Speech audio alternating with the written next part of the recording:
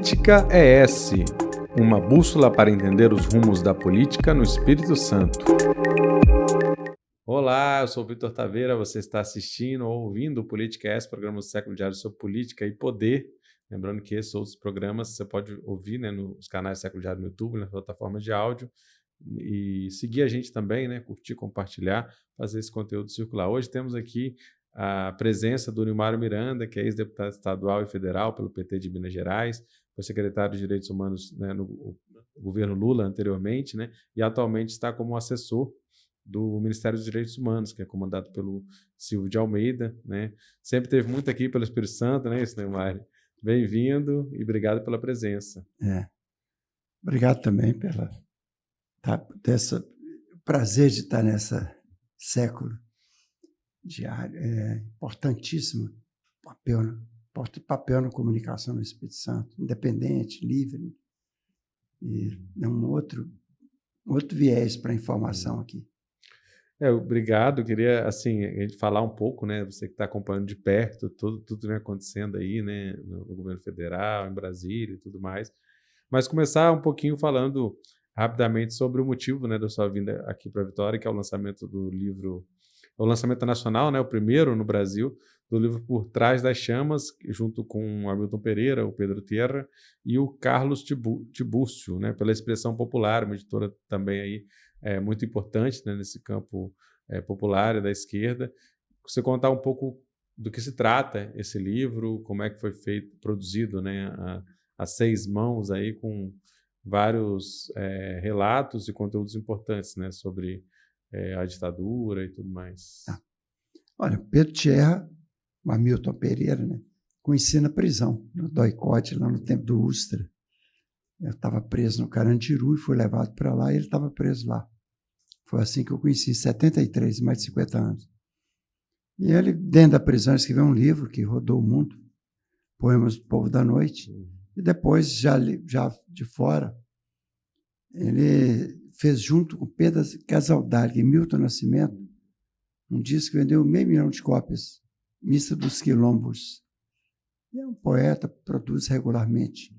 O Carlos Tibúrcio escreveu comigo Dos Filhos deste Solo, há 25 anos atrás, que conta a história dos 434 pessoas brasileiras que foram mortas e ou desapareceram durante a ditadura militar, desmentindo os fakes sobre cada um, mostrando que a verdade sobre cada morte dessa, que o Estado foi responsável durante a ditadura. Então, E Carlos Tibúrcio, depois disso, ele foi redator do discurso do Lula por 8 anos. Então, eu encontrava quase diariamente, mas normalmente Lula não lia os discursos. Ele preferia falar, mas é o discurso que ele se baseava na informação para poder improvisar com a genialidade dele, né, Vitor? Sem dúvida. E aí, o que o livro aborda? Como é que é essa composição dele? É que, olha só, nós tivemos um período de 6 anos que essas políticas de memória, verdade, reconciliação, reparação, justiça foram abandonadas. Governo Temer e governo Bolsonaro, né? O governo Bolsonaro, ele defendia a tortura, defendia a ditadura. Ele recebeu no Palácio o Major Curió, né, que tem um peso enorme o desaparecimento dos que morreram no Araguaia, né? E ele, o Ustra, que está condenado, o único condenado numa ação declaratória como torturador é o caso Alberto Brant Ustra. Ele queria inserir no pavilhão dos heróis, imagina. E na nossa Constituição, a tortura é um crime imprescritível, insuscetível de graça ou anistia, né? É um crime considerado contra a humanidade. Então, tem um peso enorme a tortura, que a gente chama o mal absoluto, né, na esfera mundial, desde a Segunda Guerra Mundial. Então, foi um rompimento com essa tradição, quem estava construindo, colocando em xeque a própria democracia, né? É uma democracia que pratica tortura, acha que é normal matar e desaparecer com opositores políticos. Obviamente, isso aí coloca em xeque a própria democracia, né? Por isso, meu cargo chama defesa da democracia, memória e verdade. Uhum. O ministro, ao me convidar, criou um cargo para mostrar que não existe democracia baseada na mentira, na deturpação, ocultamento da história, o apagamento da história. Então, daí, o sentido disso é claro também. A gente quer que tudo venha à tona para que não se esqueça, para que nunca mais aconteça. Essa que é a, digamos, que é a raiz da força desse resgate histórico. Né? E o livro trata de temas.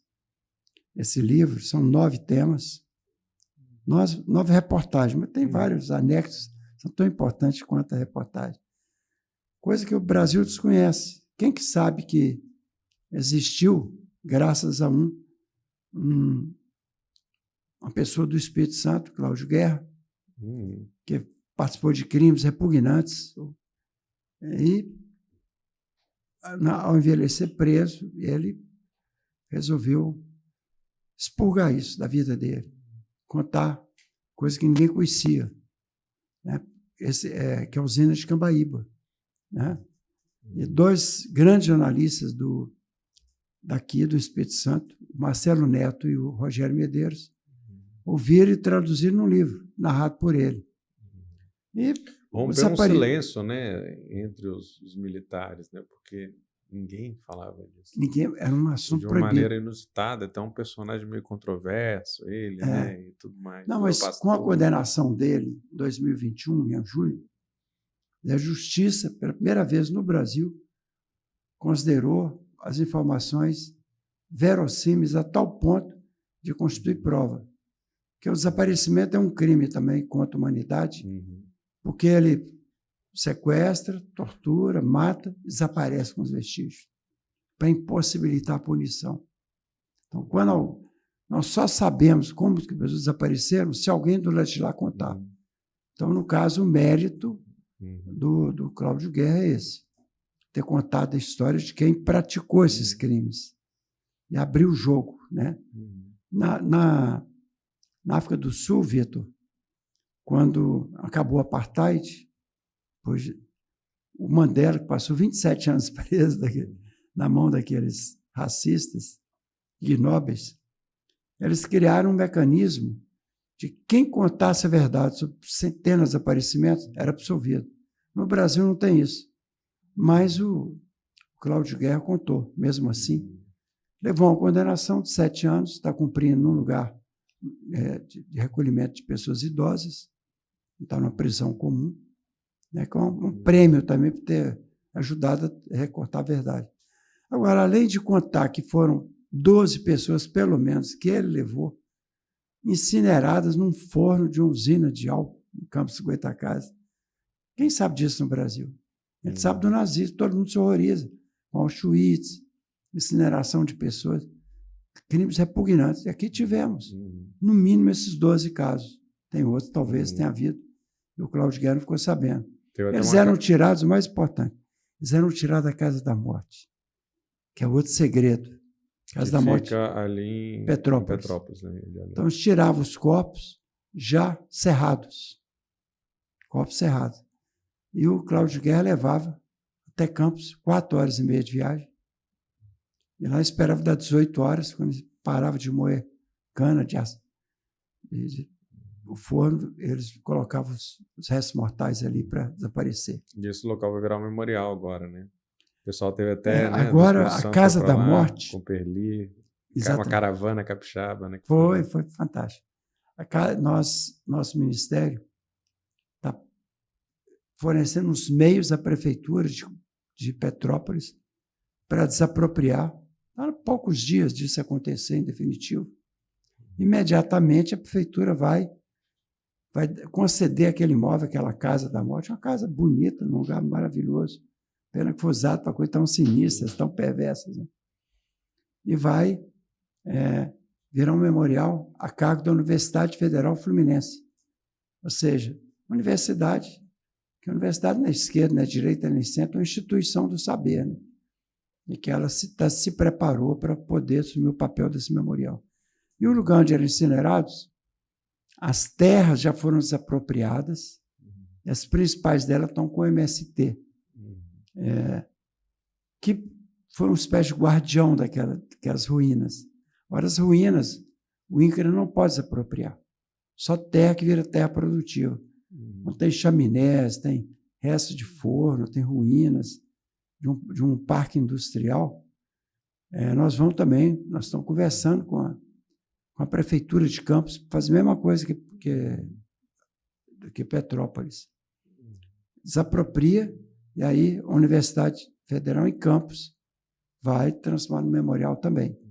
Então, lugares que era a morte, sinistros, vai virar da vida, do futuro, da democracia, dos direitos humanos, né, da memória, da verdade, né? Para escolas, todo mundo, ao longo dos próximos tempos, né, conhecer essa parte da história do Brasil. Você estava falando com a gente aqui das suas atribuições, né, atualmente dentro do Ministério. Conta para a gente o que é, além da, né, tem essa questão da memória, justiça e verdade da ditadura, mas vai também além, né? Vai. Nós temos lá a Comissão da Anistia. Nós somos favoráveis à anistia. Faltam 7.000 casos. Nossa, já foram anistiados mais de 40.000 pessoas, civis, militares, que foram servidores públicos ou privados, de qualquer natureza, que foram presos, mortos. 434 são mortos e 163 desaparecidos. Desaparecidos políticos. Desaparecidos que não tem vestígio, que some com o corpo, não devolve família, dá o direito milenar da família enterrar seus mortos. Nesse caso, tirou esse direito fundamental. Pós-morte, né? Não chega a sequestrar, torturar, matar, desaparecer e não ter direito ao enterro, né? Então, essa a anistia tem 434, não, mais de 40.000 já foi concedida anistia. O Estado admitiu que era responsável pela situação. Pessoas foram presas e justamente tiveram que se exilar, 15.000, ou asilar pessoas que foram 7.000 que foram expulsas das Forças Armadas, né, porque eram contra o golpe. Milhares, né, e sobre cada um tinha uma mentira. Então, ao conceder anistia, você está resgatando a verdade da história de cada um. Temos também que a sua morte é desaparecido político, eu já citei aqui, que nós também até 2026, dezembro, assim como a anistia, nós vamos... Tem centenas de ossadas ainda não submetidas a exame de DNA. E tem casos assim de fazer memoriais para que não se esqueça e nunca mais aconteça, e lugares de memória. E tem também, outro caso terrível, Vitor, é que os desaparecidos, 163, é conhecido desde o governo Fernando Henrique, começou lá. Em 95 eu entrei nessa comissão, representando a Câmara desde o começo. Fiquei 7 anos com ela. Olha só, você tinha também que devolver esses restos mortais, localizar e devolver. São poucos. Mas sobre os 163, o Estado mandou emitir que os cartórios emitissem um atestado de óbito, e a maioria colocou assim, causa da morte, Lei 9.140. Olha. E aí, 28 na Justiça conquistaram o direito de preso, torturado, assassinado sob tortura, tiveram seus restos desaparecidos. Se souber, em tal lugar. Também enterrado Perus, Casa da Morte, Campos, né? E faltam 125.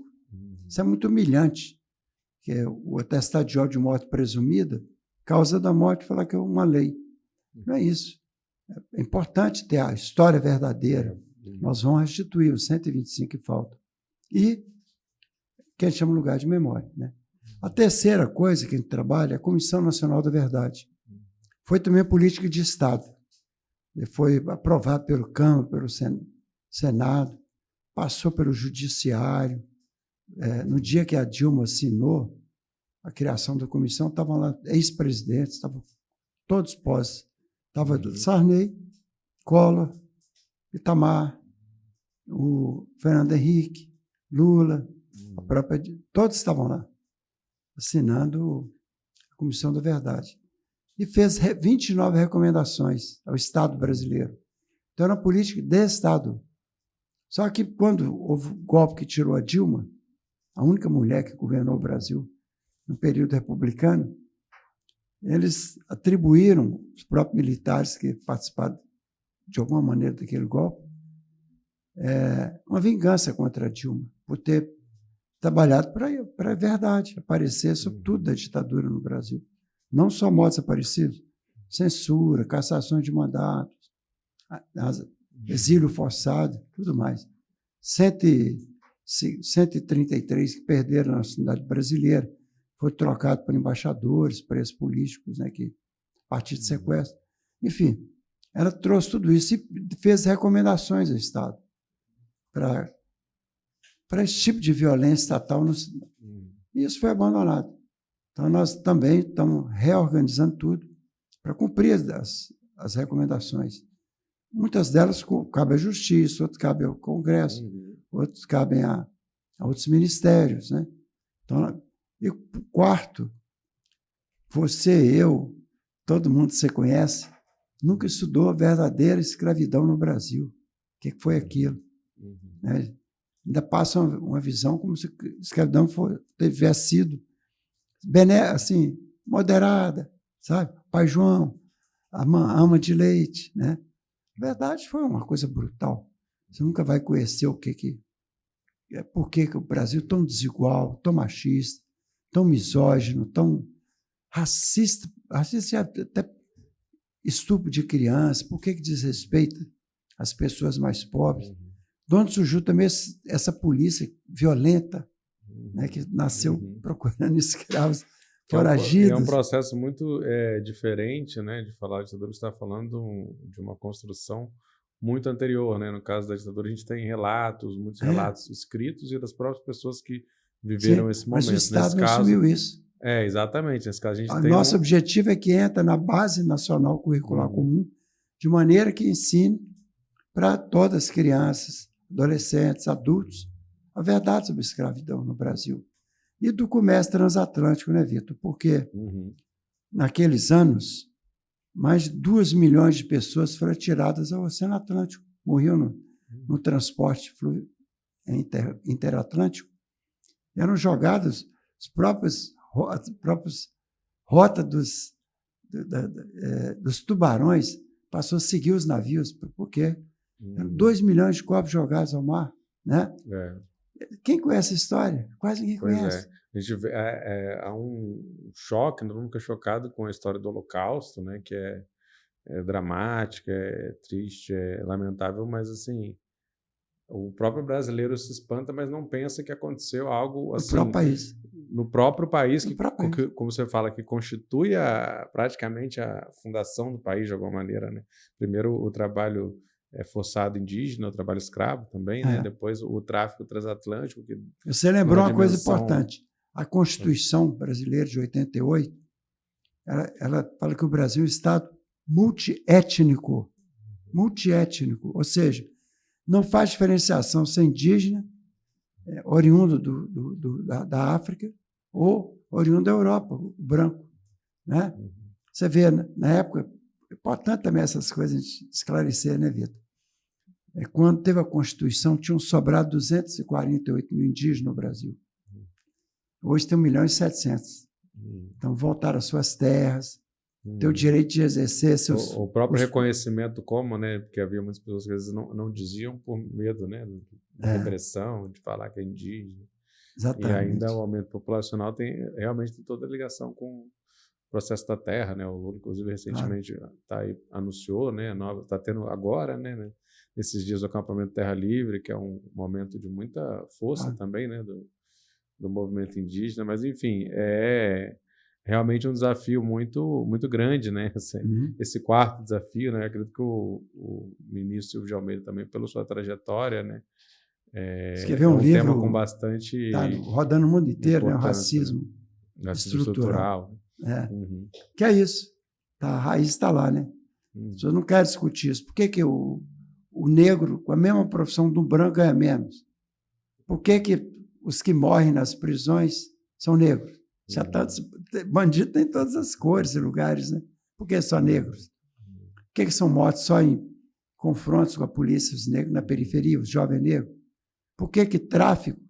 O tráfico, quem consome é a classe média branca para cima, mas são presos negros, que traficam, né? que vendem, né? Que alimenta o consumo. Até claro que isso aí, para a verdade fundamental, a verdade histórica, para a gente corrigir o maior problema do país, que é a desigualdade. Do homem com a mulher, da criança com o adulto, do negro com o branco, do indígena com o negro e com o branco. Né? Então, tem que atingir. Esse é o problema central do Brasil, e que nunca é enfrentado. Né?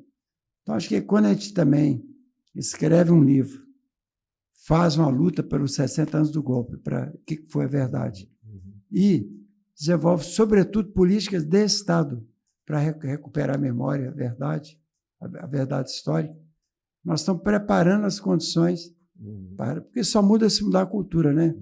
Se tiver como você está abordando aqui numa rádio, tenha coragem de abordar isso claramente, né? Um canal de televisão, nas redes sociais, no YouTube. É isso que vai fazer mudar a cultura no país.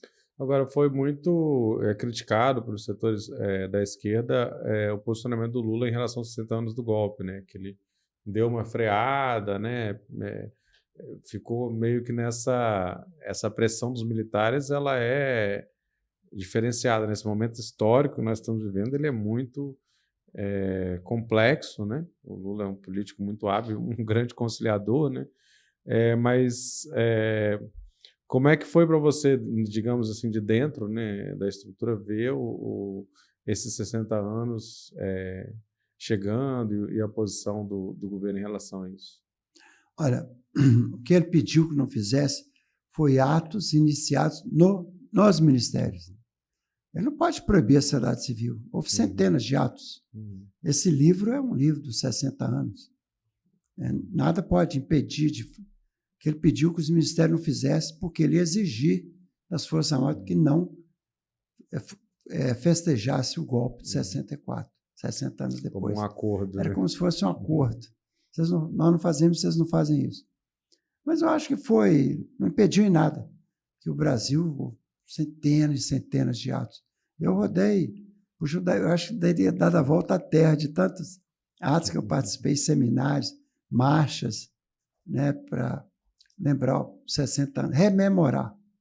Ali não tem nada que comemorar, né? Rememorar. Agora, o Lula está fazendo uma coisa que ninguém fez, né? Ninguém fez. Ele tirou 500 militares da BIM. São técnicos agora. A guarda presidencial era perigosíssima. Trocou toda. Ele, nos esplanados do ministério, tinha centenas, milhares de militares fora dos seus lugares. Não é isso? Fora do lugar. E agora voltou a ser civil, um governo civil. E se soma também uma coisa importante, importantíssima. O STF, há poucos dias, aprovou por 11-0, 11, sem voto contra, sem abstenção, que não há poder moderador numa democracia. Nenhuma das Forças Armadas não tem o direito de se miscuir em conflitos entre os poderes. Ele é um poder subordinado ao poder civil. Isso não há discussão constitucional sobre isso. É o momento que nós temos que reafirmar o óbvio, né? Precisa do Supremo dizer isso, que, enfim, era um entendimento óbvio, mas assim, mostra qual que é a conjuntura de agora, né? É uma história de golpes, né? Os militares têm uma história de golpes. Desde a proclamação da República, foi um golpe. Né? Começou dali. E a história do Brasil é uma história de ditaduras, ditabrandas, democraduras, de rompimento de um Estado democrático de direito, como foi em 64, né? E nós queremos uma democracia definitiva. Uma democracia, assim, nos direitos políticos, civis, econômicos, sociais, culturais e hoje também ambientais. Eu visitei aqui no Espírito Santo, uma experiência maravilhosa. O mosteiro zen budista em Ibiraçu E ali um exemplo claro de como que a sociedade não vai sobreviver se não proteger os seres vivos não humanos, os trilhões de seres não humanos. Se acabar com a água, se comprometer os ares, se não impedir o desmatamento criminoso, se não recuperar as terras degradadas, 20 milhões de hectares de terra degradada, daí para dobrar a produção agrícola do país. E aí, em vez de ficar atacando reservas, terras indígenas, terras protegidas, por que não recupera 20 milhões de terras degradadas? O exemplo lá do Mosteiro é esse, igual também na terra do Perli Cipriano, em Aimorés, Sebastião Salgado, o maior fotógrafo do mundo, ele pegou uma terra absolutamente degradada, transformou na Mata Atlântica, a água voltou a jorrar.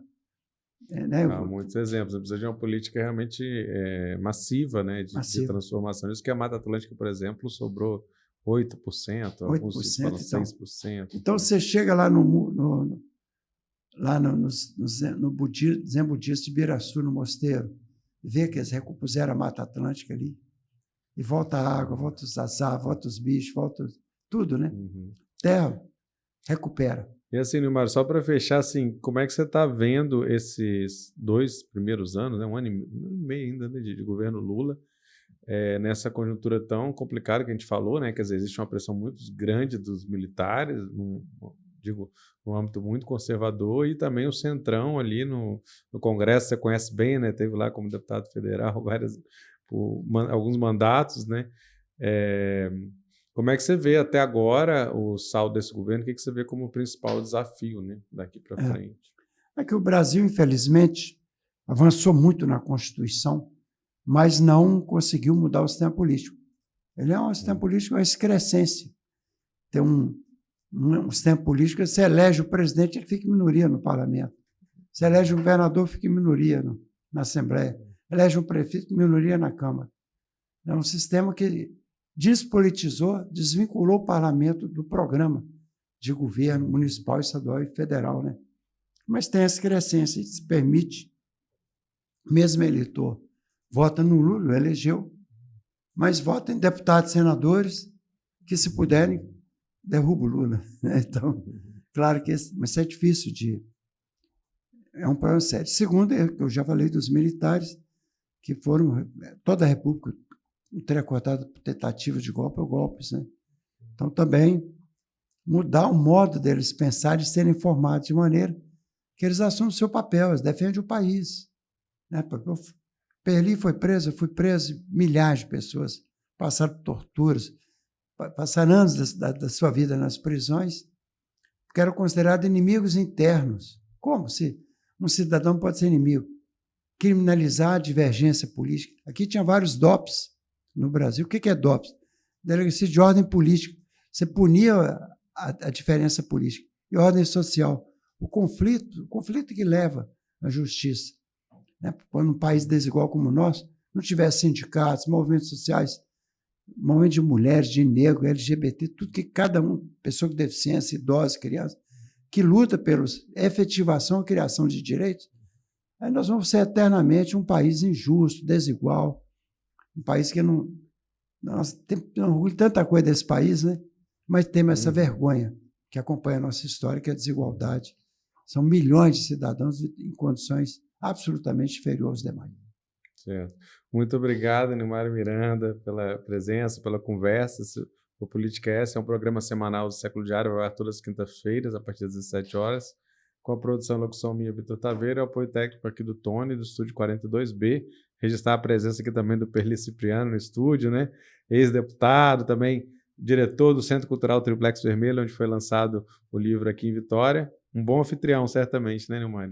Ótimo. Sempre receberam muito bem todo mundo por aqui, então obrigado e obrigado pela presença, sucesso, né? Você quer falar aí onde vai ser os lançamentos próximos? Ainda tem uma jornada, né?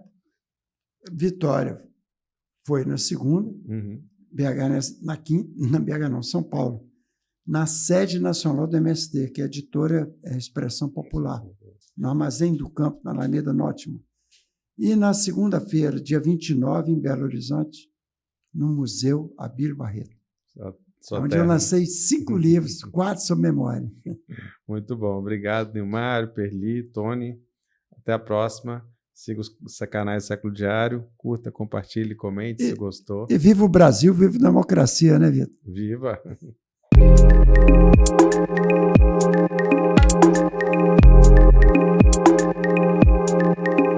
Política ES, uma bússola para entender os rumos da política no Espírito Santo.